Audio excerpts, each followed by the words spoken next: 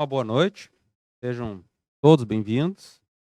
Na noite de hoje, nós teremos uma palestra do Evangelho segundo o Espiritismo, do capítulo 17º, que tem por título Sede Perfeitos. Nosso amigo José vai expor para a gente. A gente, às vezes, ressalta o convite para se estudar o Espiritismo. Tá? É extremamente importante para que a gente possa entender do que se trata o Espiritismo, a amplitude e a profundidade dos ensinamentos e do entendimento que ele nos proporciona da vida. Só existe uma maneira, que é estudando, e estudando profundamente. Então, por isso que a gente convida, a gente tem nas segundas-feiras, à noite, às 8h30, um grupo de estudo, para quem tiver interesse, e a gente só vai conseguir ter ele como um elemento de entendimento da vida e de comparação das situações que se passam dentro de nós e na nossa volta, se a gente o compreendê-lo. E isso não pode ser feito de forma superficial. Não pode ser feito de uma forma incompleta. Porque senão a gente acaba desenvolvendo a presunção de que a gente sabe determinadas coisas, mas no fundo a gente não sabe. A vida nos prova, pela nossa falta de estrutura emocional, nossa falta de discernimento, nossa falta de equilíbrio, enfim, uma série de problemas que a gente se vê enfiados dentro de nós e nas nossas relações ao nosso redor, nos demonstram que a gente não tem um grande entendimento da vida e nem tampouco uma estrutura de equilíbrio e de segurança interna. Então, essa é uma primeira parte, que é o convite a estudar. Depois haverão novos desafios que, com o entendimento, a gente vai ter que colocar em prática, vivê-lo. O Evangelho nos colabora profundamente pelo entendimento dos ensinamentos morais de Jesus, que a gente vai encontrar dentro do Livro dos Espíritos. E quando a gente lutar para colocar em prática, se a gente tiver esse entendimento, ajuda muito. E aí a consequência vai ser a nossa transformação e o aspecto religioso será a consequência disso tudo. E não o ato de se dizer espírito ou frequentar uma instituição. Tá?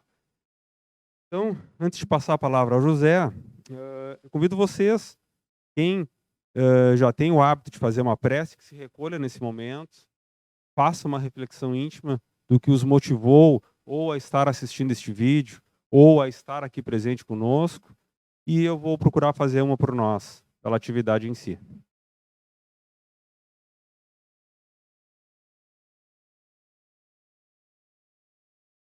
Senhor, me resta te agradecer essa rica oportunidade de poder estar aqui, viver essa experiência, de ter nascido e ter me deparado com essa oportunidade. Que a tua inspiração, da tua mensagem, possa fortalecer o nosso ânimo, revigorar a nossa vontade, erguer nosso entendimento e que a gente possa superar a nossa primariedade, a nossa infantilidade e que a gente consiga amadurecer através da luta e do esforço, hoje e sempre. Que assim o seja. Com a palavra, José.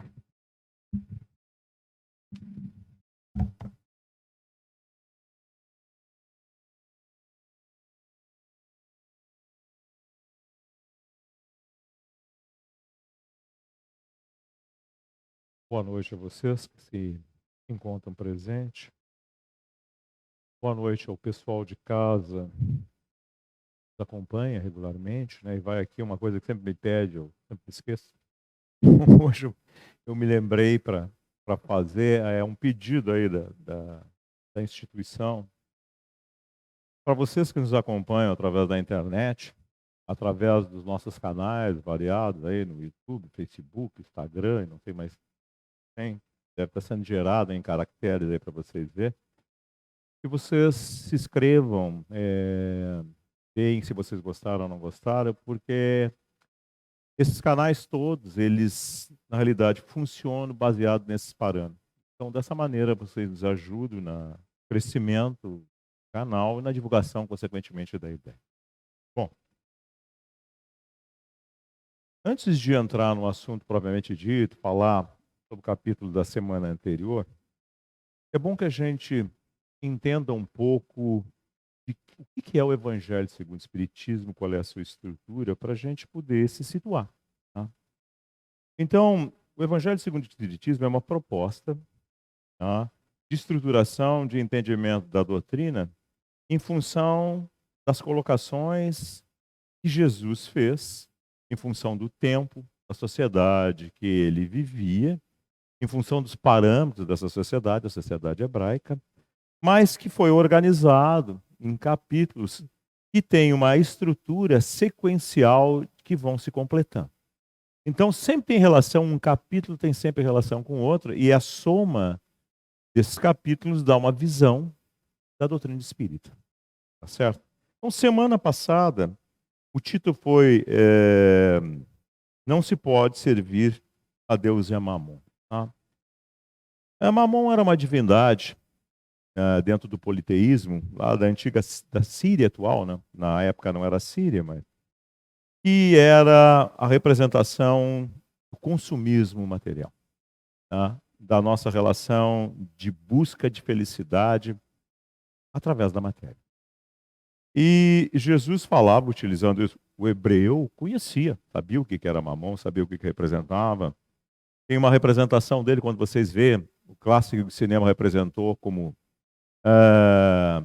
os 10 mandamentos, quando Moisés sai para, na realidade, fazer reflexão, entrar em contato com os espíritos superiores, vai lá buscar a tábua da lei.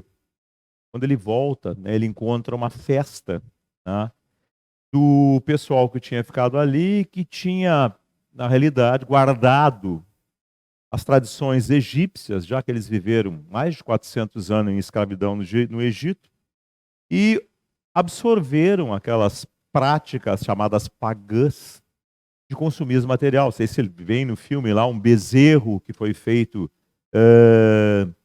juntando lá as joias de ouro, representando exatamente isso, a busca da satisfação material sensorial. Então, essa é a ideia. E Jesus dizia que não era possível um ser que não é material dar prioridade às condições materiais que são efêmeras e transitórias. E são. São porque, na realidade, a gente morre. Se tudo se baseasse no corpo e o corpo sofre enormes oscilações, ele vai se deteriorando com o passar do tempo, chegando na deterioração total, que é a morte, se fosse corpóreo, acabaria, porque o corpo acaba. E se nós olharmos mais profundamente, nós somos seres de natureza sensorial e emocional profunda. Tá? As nossas realizações, no fundo, elas são dessa natureza. Por falta de desenvolvimento e de compreensão, a gente somatiza, ou seja, a gente estabelece uma relação corpórea com a forma. Tá? Mas vocês notem que a gente, mesmo dentro desse consumismo material, a gente cansa dele. E por que a gente cansa? Como é demonstrado que a gente cansa? Porque a gente está sempre em busca de alguma outra coisa. A gente tem um objetivo, a gente chega nesse objetivo, esse objetivo já não supre mais, a gente lutou por ele, mas aí a gente quer outra coisa. E é insaciável isso. Por quê? Porque não sendo seres corpóreos, não sendo seres necessariamente sensoriais, de sentidos físicos, sendo um ser de natureza espiritual, as nossas realizações definitivas são dessa ordem. E a matéria nunca vai poder fazer isso. A matéria é apenas uma maneira de realizar uma experiência concreta, positiva, ou seja, mensurável, para quem não tem capacidade de refletir profundamente. E aí nós vamos entender a existência dos filósofos dentro do tempo, que sempre buscaram além do óbvio, além do sensorial, além do objetivo direto, e que abriram caminhos em todas as áreas para as nossas reflexões. Tá? Então, a doutrina espírita, na realidade, vai nessa direção. É um conjunto, uma doutrina é um conjunto de ideias. Tá? E ela tem uma estrutura que é de natureza reflexiva. O espiritismo não se decora. O espiritismo, na realidade, se estuda para entender os fundamentos. E a partir disso se desenvolve a capacidade de olhar qualquer circunstância, em qualquer momento dentro da vida, e entender suas razões e seus objetivos. E com isso a gente traça uma relação de maior equilíbrio, porque mesmo dentro das adversidades a gente consegue, na realidade, tirar daquilo proveito e conviver de forma saudável com a adversidade. Então, a doutrina espírita, ela desmancha a figura da dor. Não a dor biológica, né?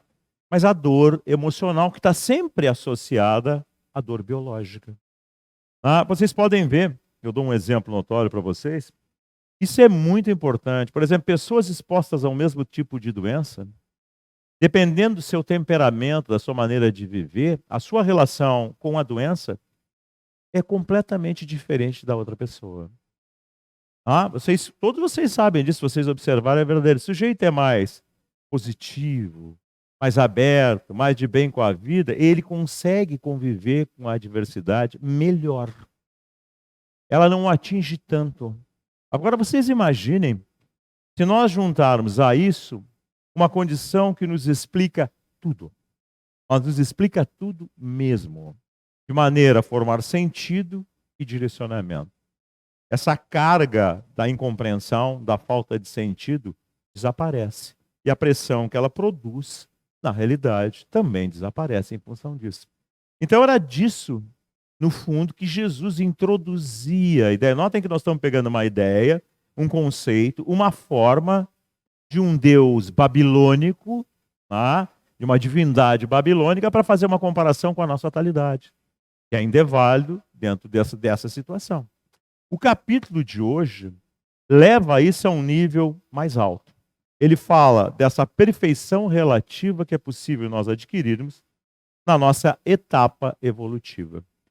Porque a criatura humana, a figura ilustrada pela palavra homem, que abarca toda a humanidade, não é uma conotação sexual, mas é uma conotação do aspecto, da característica, é uma etapa de evolução do espírito imortal. Não é nem a primeira, nem será a última. É apenas uma etapa. Nós já vivemos etapas anteriores fora da faixa humana. A faixa humana ela é caracterizada por duas grandes características: o desenvolvimento da razão e, consequentemente, junto com ela, do livre-arbítrio. São duas coisas que crescem em paralelo. Então, caracteriza a potencialidade do ser de se tornar uma individualidade consciente. E, a partir disso, gerenciar a sua própria estrutura de desenvolvimento, ou seja, a sua própria evolução. Então, a doutrina espírita explica isso de forma magistral. Por isso, o diretor fala para vocês do sentido de estudar. Mas estudar em espiritismo é diferente de estudar da forma tradicional de todas as outras áreas. Se bem que existe alguma semelhança. Vocês notem, vou fazer um comparativo para vocês entenderem. Qual é o melhor profissional? É apenas aquele que estuda a teoria ou domina em função dessa teoria a prática? Tem alto domínio de prática. O que vale mais? Prática ou teoria? Alguém que é só teórico, quando ele vai para uma atividade prática, normalmente ele não tem um bom desempenho. Então notem que apesar da teoria dar as bases de orientação para a prática é que consolida a natureza da própria teoria. Vocês sabem disso. Por exemplo, dona de casa vai fazer um bolo, tem lá a receita, tem tudo lá, as orientações, dá certo. Muitas vezes não dá. Porque falta prática, tem determinadas nuances, determinados detalhes que são significativos. Isso eu estou fazendo um exemplo bem simples. Se alguém vai fazer qualquer tipo de serviço aí de carpintaria ou de qualquer coisa, ele pode pegar. Hoje em dia é muito fácil, né? A gente pega o celular, o computador, tem acesso lá na internet, busca informações. Aí a gente vê tudo detalhadamente. Vai fazer, a gente erra. Aí a gente vai tentando de novo e aí vai melhorando. E nós tivemos todas uma teoria ali colocada. Por quê? Porque nos falta domínio. A prática traz domínio dos detalhes, de como a coisa funciona em si. Espiritismo é a mesma coisa. A gente vem e estuda. Como é uma coisa muito ampla, como eu disse para vocês, explica tudo. A gente estuda durante bastante tempo. Né? Esse estudo, ele tem junto com ele, né, porque ele é feito em etapas, ele é gradual, trabalho de estudo, ele tem prática. Ou seja, a gente vai ter que pegar esse bojo dessa teoria espírita e olhar a prática real de como ela se apresenta. Como é que isso é feito? Isso é feito através do fenômeno mediúnico. O médium, a palavra médium significa meio ou intermediário, ele projeta, né, através da alteração da sua personalidade, uma outra personalidade. Personalidade essa que, na realidade, é variável. Há diferentes tipos de personalidade em manifestação, porque há diferentes níveis de espírito em manifestação.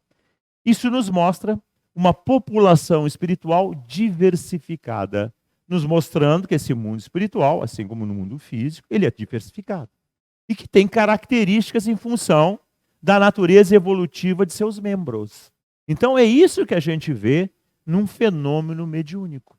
E a gente aprende muito com isso. A gente faz essa correlação entre a teoria e o que a prática nos mostra. E a prática sempre nos mostra, como em todas as áreas, muito mais do que a teoria, na realidade, estudada friamente, na realidade é capaz de nos transmitir. E como lá, no cotidiano, tem suas dificuldades, também, dentro da instituição espírita, dentro da doutrina espírita, como lá, também na prática usual da vida, existem bons e maus profissionais, né? Isso vai estar contido hoje dentro do capítulo.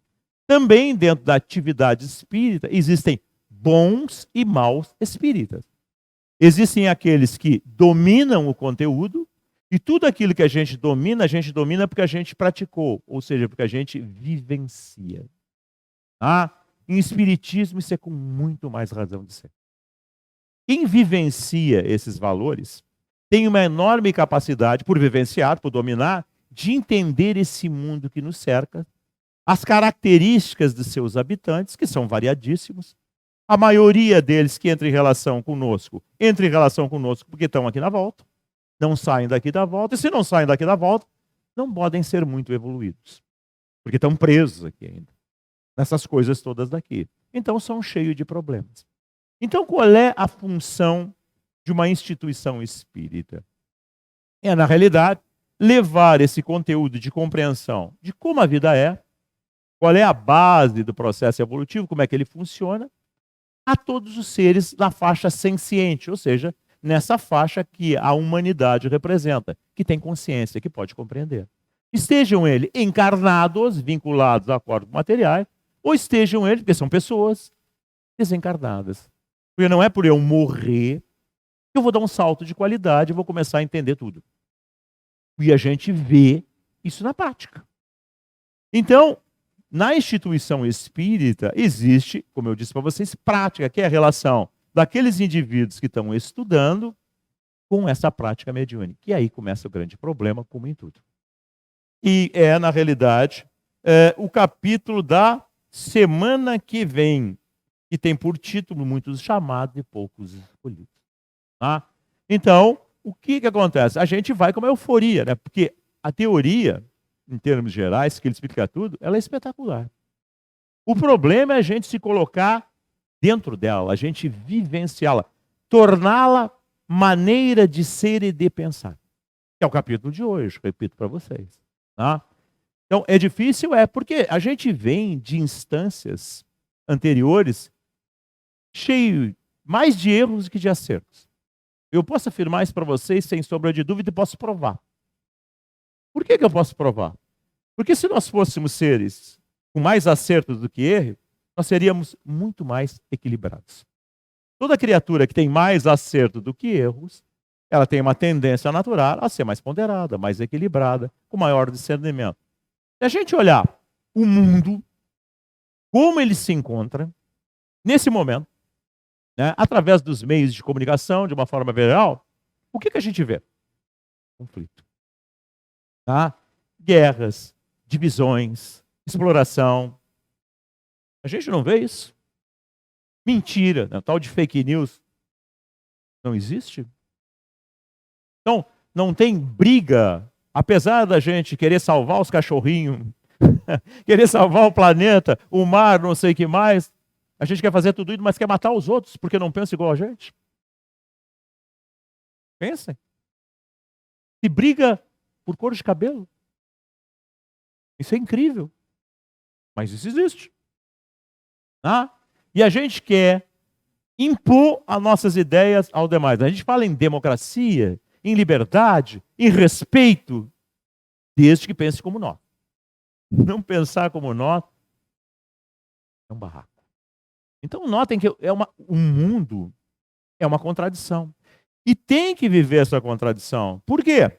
Porque essa contradição reflete a natureza dos conflitos das pessoas que se colocam dessa maneira. Isso é bíblico. Então, todos vocês ouvem falar, isso está muito na internet, sobre a famosa transição. Olha a palavra, transição. Transição é uma coisa que passa de um estado para outro, transita. Planetária, então do planeta. O que representa isso? Isso que vocês estão vendo. Transição do estado de cegueira, de opinião, de insegurança, agressividade. Ela representa insegurança, primitivismo. Porque se eu sou senhor seguro da minha ideia, por que eu tenho que brigar com o outro para que o outro ceda para a minha ideia? Se ele não concordar, qual é o problema? Qual o problema? Nenhum. Eu não dependo da opinião dele, ou eu dependo? Vocês notem que nós vivemos muito mais em função da opinião alheia do que a nossa própria. E é assim porque nós não temos convicção de quase nada. É um mundo isento da capacidade de pensar e de refletir. Segue-se o que os outros dizem, sem avaliar o conteúdo do que está sendo dito. É assim. Se nós olharmos bem, funciona dessa maneira. E em função dessa ausência, dessa capacidade de refletir e de pensar, a gente é normalmente manipulado. E se cria-se todos esses conflitos derivados dessa situação. Então, que época que nós estamos vivendo? Nós estamos vivendo uma época que está sendo forçado o desenvolvimento da capacidade de refletir e de comparar o que serve e o que não serve. Caímos de novo no capítulo da semana passada, da figura. O que tem valor, não é transitório, eu vou conseguir colocar definitivamente dentro de mim e vai seguir comigo. E o resto tudo é supérfluo. Por mais que seja necessário ter as coisas, mas vocês não vão conseguir levar carro, vocês não vão conseguir levar casa, vocês não vão conseguir levar nem os filhos de vocês. Não vão. Não tem como. E não pense que a gente necessariamente, depois da morte, se junta a todo mundo de novo, porque não é assim. Nós somos separados por degraus evolutivos. A gente estuda isso no capítulo Honrai vosso pai e vossa mãe, que fala de família consanguínea e de família espiritual. Dizendo que os seres são separados, fenômeno básico de atração, que tem a ver com as suas características. Então, isso é verdade, por mais que a gente ame os filhos, nem sempre todos os filhos têm o mesmo grau de afinidade, a mesma maneira de pensar, as mesmas características. Às vezes eles não querem saber. Eles atingem a maioridade e vão embora porque eles não concordam com coisa nenhuma. Seguem a sua vida e desaparecem. Olhem entre irmãos como isso acontece. É tão real, tão verdadeiro. Às vezes as pessoas estão casadas durante uma vida inteira por determinadas circunstâncias, por 1000 motivos diferentes, menos por grau de afinidade. Que é outro capítulo do Evangelho segundo o Espiritismo, não separeis o que Deus juntou. E lá fala inclusive do divórcio, dizendo que o divórcio é uma lei humana que vem a separar o que de fato já está separado. Só a convenção, as necessidades ou determinadas dependências mantém a aparência daquilo, mas não existe uma unidade. Vocês notem que isso foi falado em 1857. O divórcio tem acho que 50, 60 anos no Brasil. Façam a conta. Era uma coragem enorme falar desse tipo de coisa naquela época. Mas eu estou ilustrando. Então, esse entendimento leva o ser a começar a ter uma outra relação dentro da vida. Então, quando ele cresce nessa direção, ele não tem que estar brigando por tudo. E vocês notem que assim, como é que funciona, como é que se cria uma guerra? Por exemplo, vamos pegar a guerra entre a Ucrânia e a Rússia. Qual é a causa? Divergência de ideias. Então, o russo quer colocar sobre o ucraniano o que ele pensa, e o ucraniano quer colocar sobre o russo o que ele pensa. Gera-se isso. Isso começa e gera facções.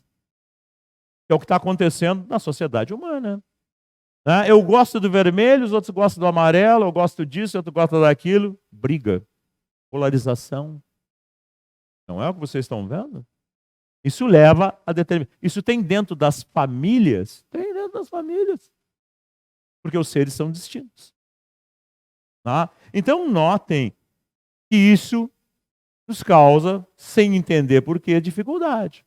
Ou nós entramos no mesmo diapasão, vamos discutir, brigar, tá? Ou vamos nos magoar, vamos nos deprimir. De qualquer forma, isso gera infelicidade e conflito. E vocês não vão ter como discordar disso.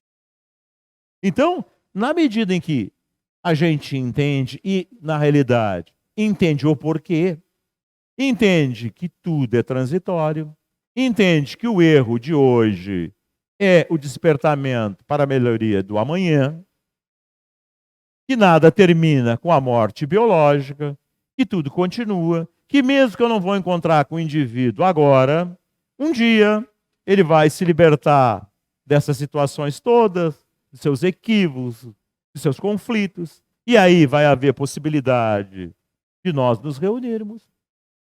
Então, isso me leva a um estado de compreensão, de serenidade, de paciência e de tolerância enorme. Por quê? Porque eu não tenho mais a angústia da ansiedade, da incerteza. Eu tenho certeza. Eu sei como é. Eu não acho, eu sei como é. E todos os seres que desenvolveram essas características se transformaram de forma notória e são exemplos de vivência dessa situação.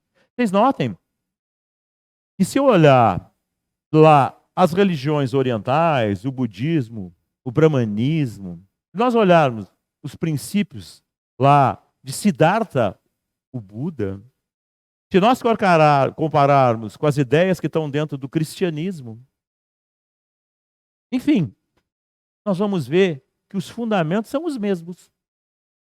As formas de aplicação é que são diferenciadas em função do trânsito evolutivo do ser. Ou seja, ele precisa de forma. Isso é que gerou nas religiões as liturgias, os paramentos, que são as roupas, tá? E todo esse artefato materializado que o indivíduo, por não compreender, tem que estruturar dessa maneira, para ele poder ser palpável e ele desenvolver alguma confiança. Inclusive, talismãs. E tem, se nós olharmos, por exemplo, dos cultos afro-brasileiros, estão lá as seguranças, que são os equivalentes dos escapulários, dos Agnus Dei católicos, né? Da estrutura de contas do muçulmano, que também tem isso. Né?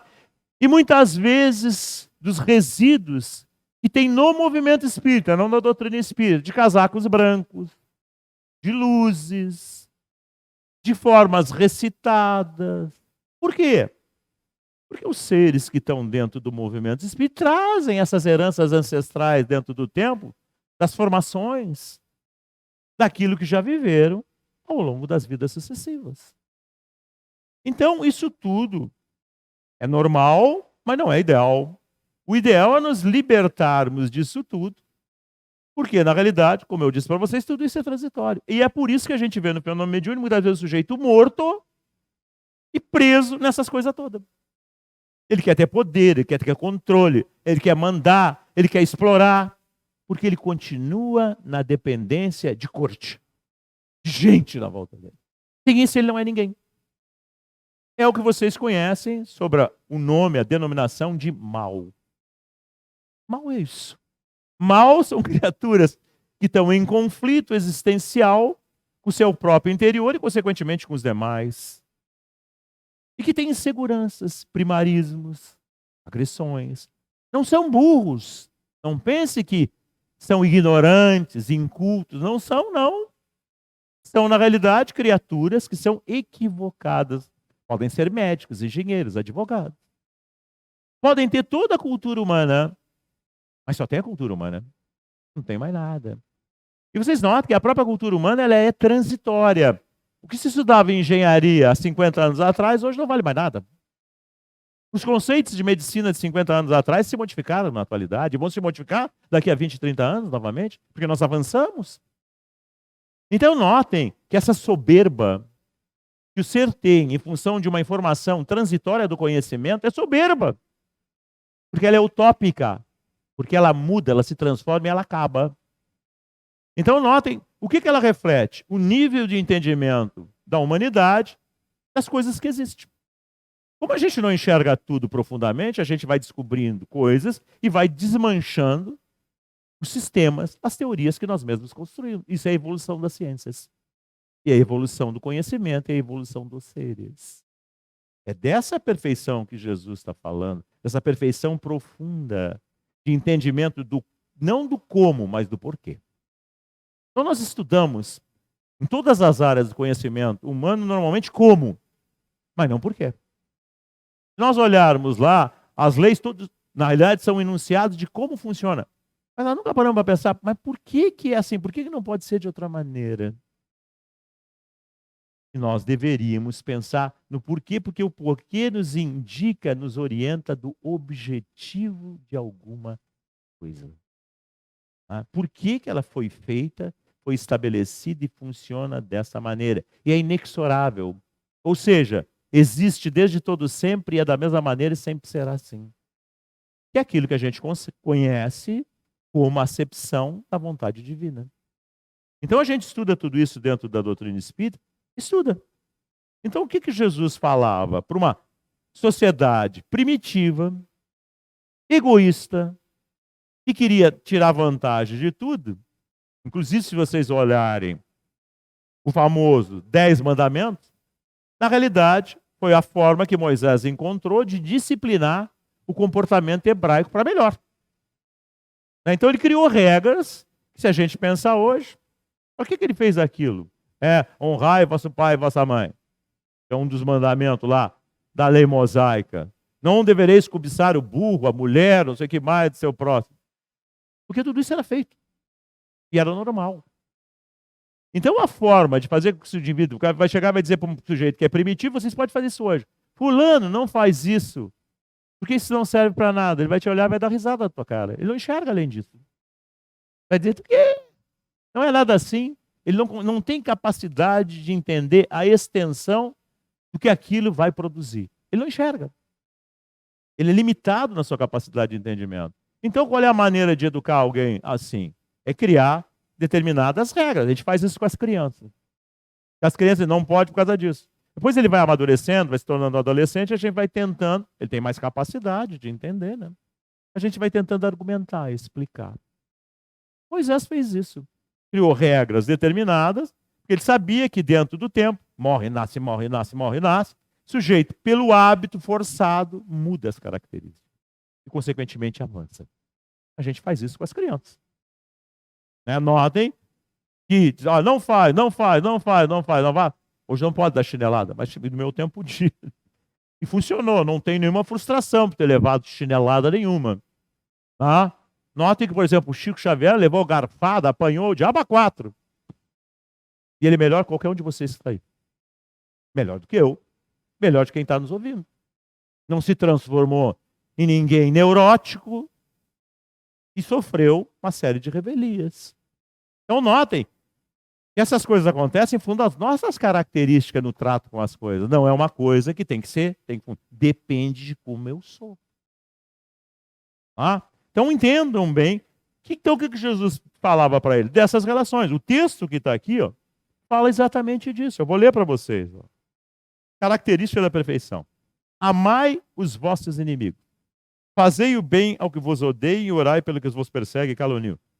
E hoje, as pessoas acham que é um absurdo isso. Imaginem há 2000 anos atrás. Uma civilização extremamente primária, agressiva, que só queria tirar vantagem. Eu não faço isso. Nós não conseguimos fazer isso hoje. Então, por que nós estamos falando dessas coisas todas, que tem 2000 anos? Porque nós não atingimos nada disso. Né? E quem atingiu isso, que fazia isso, ele era o exemplo notório, mas outras pessoas, o Chico, tantos outros. O Chico tinha muito dinheiro, né? Tinha casas, carro, família, mulher, filhos. Não. No final da vida foi adotar uma criatura, né? Filho adotivo. E ele, apesar dessas coisas todas, cheio de doenças, né? Teve um monte de doenças, uma série de dificuldades, ganhava pouco. E o pouco que ele ganhava, ele botava lá, dividia lá, fracionava, botava no bolso, saía para dar lá embaixo da ponte, onde viviam as pessoas que tinham dificuldade lá na sua comunidade. Ele produziu bem, auxiliou mães que choravam por perda de seus filhos, escreveu livros que até hoje a gente usa para entender um monte de coisa. Né? Não tinha mais do que o 3º ano do ensino fundamental. E é o brasileiro, o maior brasileiro de todos, eleito pela população do Brasil. Pensa. Ah? O que tem valor? O que vale a pena? Ah, será que se a gente tivesse todas aquelas mazelas físicas, ele estava sempre doente, mas trabalhava, não parava nunca, escreveu, psicografou 500 livros, alguém que tinha o 3º ano fundamental. E quem é espírita, estuda essas obras, não somente lê, mas estuda, vê a profundidade que elas são portadoras. Tá? Então, isso nos faz pensar e entender o sentido daqui da citação de Jesus.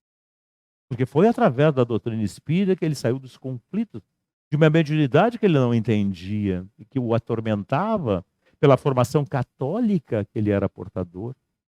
E o padre dizia para ele que era o demônio. E ele sofria com aquilo porque ele tentava entender. Não sei. Quando ele entra em contato, né, com a doutrina que explica tudo para ele, notem que ele se transformou. Pensem nisso. Então notem que essa coisa que nós fazemos aqui pode chegar a quantos Chicos Xavier que estão em conflito em hospitais psiquiátricos espalhados por aí. Isso é bem feito, né? É esse o sentido da nossa atividade. Mas seguindo, o que ele vai fazer? Ele vai fazer uma comparação. Ele citou isso para o hebreu orgulhoso, vaidoso, que bate no peito e acha que é o máximo. Aí ele vai tocar na ferida do hebreu. Ele diz assim, ó, porque se somente amardes os que vos amam, que recompensa tereis disso? O hebreu fazia as coisas contadinho, vou fazer isso para ganhar aquilo. É muito diferente de nós, né? Mais ou menos assim as coisas até hoje. Não fazem assim também os publicanos? Se a gente entender que o publicano era o cobrador de imposto, ninguém gosta de pagar imposto. E além do mais, os publicanos eram extremamente corruptos. Então eram tidos como pessoas de má vida ao extremo. Então ele dizia, olha, daquelas pessoas que vocês condenam, que são corruptos, são isso, protegem os seus. O que vocês estão fazendo melhor do que eles se vocês também só protegem os de vocês? Vocês estão me entendendo? Isso é uma carapuça. A gente devia pegar ela e enfiar na cabeça da gente, porque a gente faz igualzinho. Tá? Se unicamente saudardes aos vossos irmãos, que fazeis isso mais do que os outros. Nem preciso explicar. Né? Não fazem mesmo os pagãos? Mas qual é essa citação? A sociedade hebraica vivia e vive até hoje, Israel vive até hoje assim, em função dos preceitos que são contidos lá dentro da Torá, que é os livros escritos por Moisés, né? Então, eles desprezavam os estrangeiros que eram pagãos, que não eram monoteístas que nem eles. Então, eles se sentiam o máximo. E ele estava dizendo assim, aqueles que vocês acham que não vale nada, porque não têm a mesma crença que vocês, não se comportam exatamente como vocês. Então, por que vocês são melhores do que eles? Nota que ele está fazendo uma relação comparativa de comportamento que nós deveríamos usar para nós. Da mesma maneira, segundo os mesmos princípios. Tá? Sede, pois, vós, outros, perfeito, como é perfeito vosso Pai Celestial. O que quer dizer essa citação?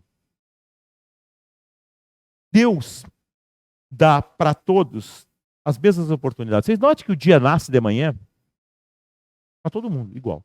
Bom, mal, certo, errado, mais evoluído, menos evoluído. É igualzinho para todo mundo. igual. A inundação agora, essas que teve aí, atingiu todo mundo. Os que estavam lá, os que não estavam. E a gente estuda isso até, né? Dentro da doutrina espírita, para que servem essas calamidades todas, né? Qual é a finalidade delas, né?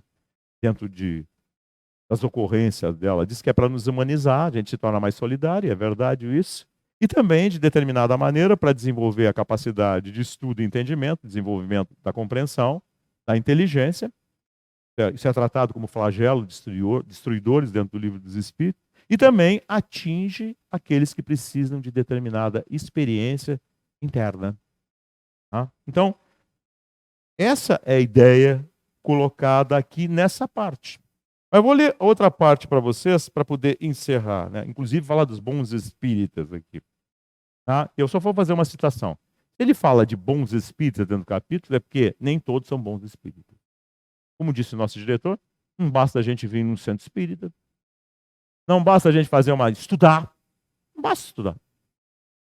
Tem quantidade de gente que estuda aqui.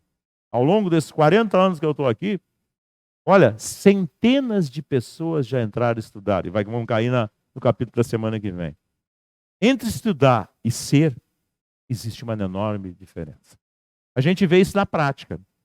Aquele que estuda e compreende porque vive e domina a situação, ele olha o fenômeno mediúnico, entende o que está acontecendo ali. E não somente entende, ele tem a capacidade de interferir para melhor naquilo ali. O que se chama em espiritismo de hierarquia moral. Ou seja, a nível evolutivo, o sujeito é mais evoluído. Em outras palavras, é isso. Então, na prática, a gente é testado nessas coisas todas. Porque, como eu disse para vocês, a maioria dos espíritos que entram em relação, em comunicações através do fenômeno mediúnico, estão aqui na volta. E são atrasados. E têm conflitos. E têm dificuldades. E são guerreiros. E são contrários. Têm opiniões.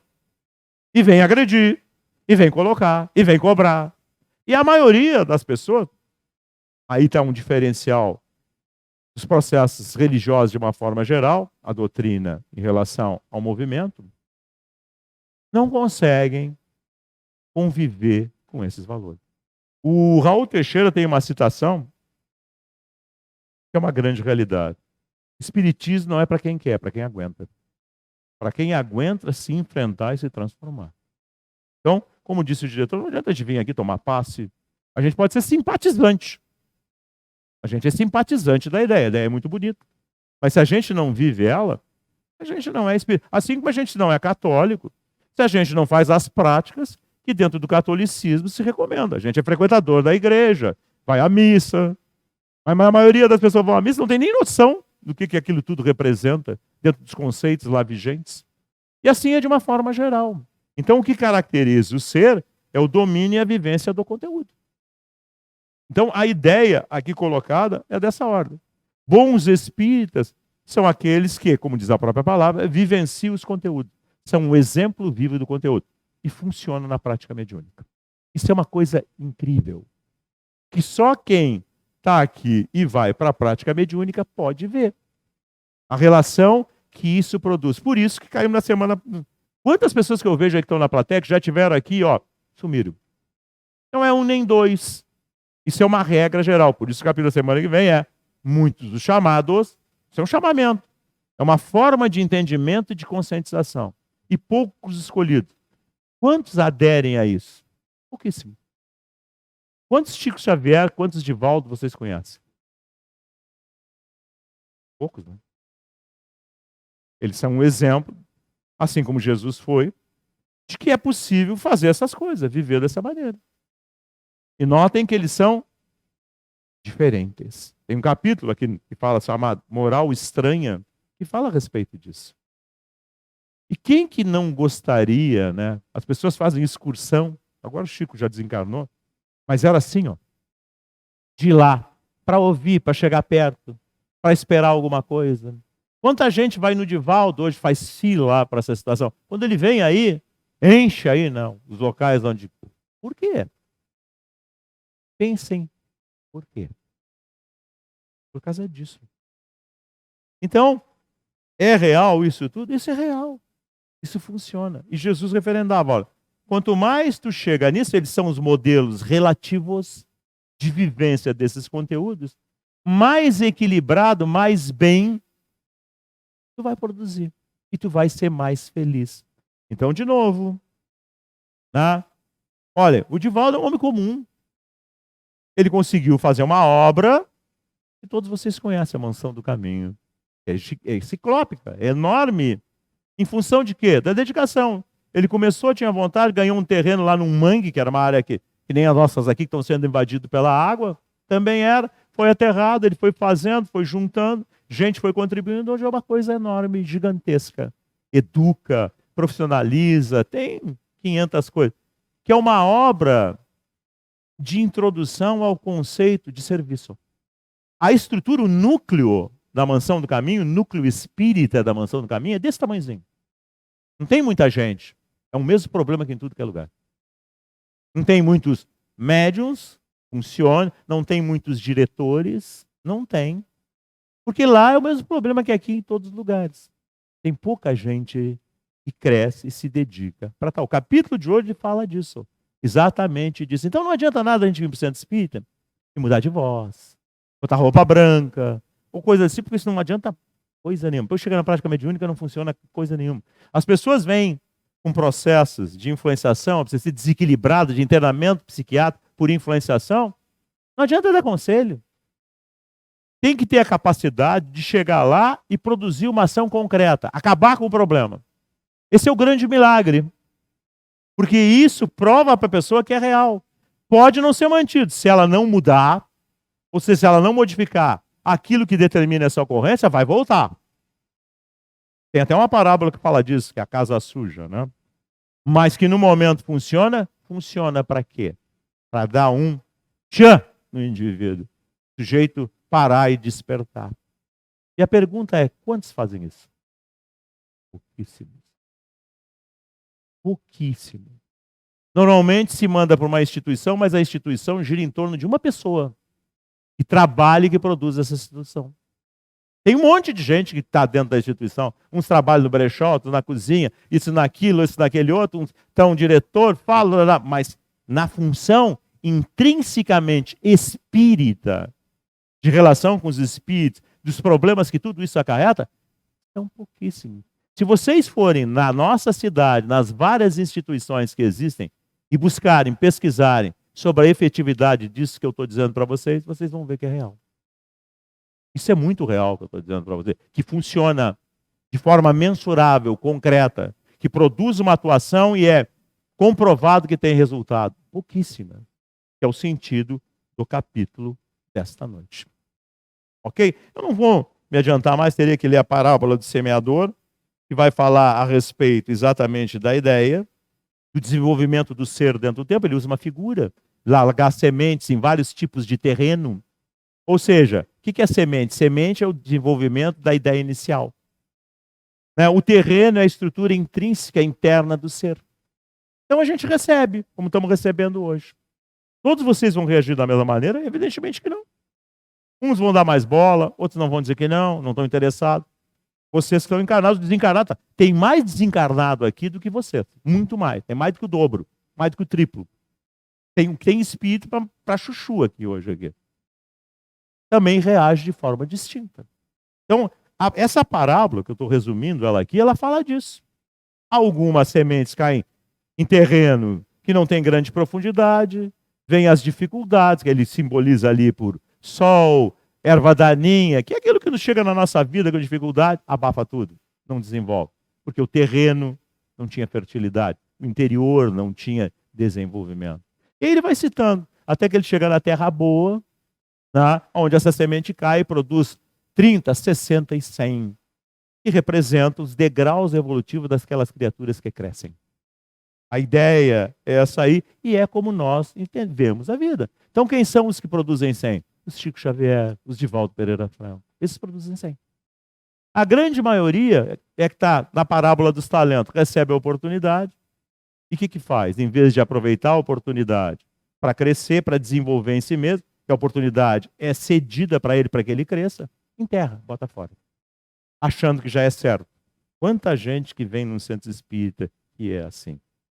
Muito. E eu referendo para vocês, semana que vem vai ser tratado só sobre isso, porque isso é uma realidade. Então, Em atividade espírita, a gente não faz proselitismo. A gente não tapa o sol com a peneira. Não diz que é tudo lindo, maravilhoso, todo mundo é perfeito, porque não é. A verdade é essa. Agora, que se tem chance de crescer, se tem. O problema é se quer. E aí nós voltamos para a palavra das capítulos da semana passada. O que a gente quer? Quero vir no centro espírita tomar paz, mas quero continuar a minha vida tudo igualzinho? Uma coisa não bate com a outra. Não adianta eu vou ficar tomando paz 50 anos e não vai adiantar coisa nenhuma. Aí eu morro e a gente cansa de ver espírita falido. Sujeito que teve aqui dentro, passou um tempão aqui dentro, morre e está em conflito, porque não cresceu. Não tem troca, não é essa coisa aqui. Eu vim, fui lá toda a minha vida, então eu tenho que receber um presente. Não. Se eu não adquirir os conteúdos que estão ali dentro, não mudei, não cresci, não tem como. Vocês estão me entendendo? Então, a ideia de exposição doutrinária, de estudo, é gerar esse tipo de consciência. E isso se chama mérito em espiritismo. Ou seja, é alguma coisa que eu desenvolvo, e porque eu desenvolvo, ela está presente em mim. É o salário do obreiro, desenvolvimento evolutivo moral, conteúdo, recurso de tal ordem. Tá certo, pessoal? Então, semana que vem, a gente vai falar dessa situação, dessa ideia, dessas informações, não somente de cunho dentro do Evangelho, mas da ciência de uma forma geral, que sempre fizeram a humanidade parar para pensar. Vocês notem que todas essas criaturas que dentro do tempo foram expoentes, eles sempre... Einstein, por exemplo, reconhecia a existência de Deus. Ele dizia, inclusive, ele brigou muito quando do aparecimento da mecânica quântica, que ela tem como base a estatística, por causa que em mecânica quântica a gente inicialmente, lá nos seus primórdios iniciais, se estudava tudo apenas com lei de probabilidade. Hoje já não é mais assim.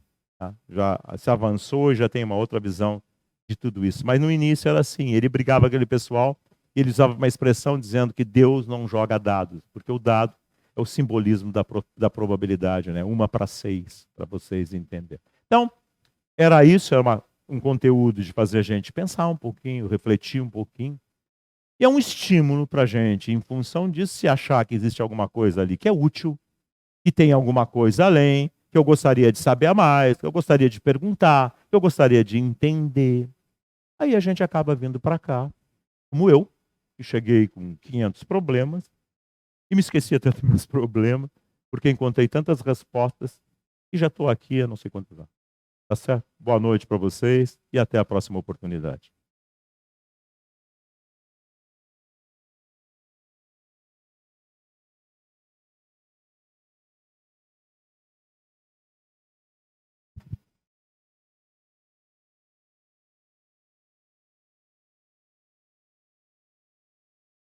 Então, eu agradeço a presença de todos, a atenção, a paciência de vocês.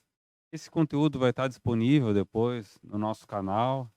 Depois que quiserem sedimentar mais e ampliar as reflexões em torno do que foi abordado, estará disponível lá, assim como demais conteúdos. Tá? Tenham uma boa noite e até uma próxima oportunidade.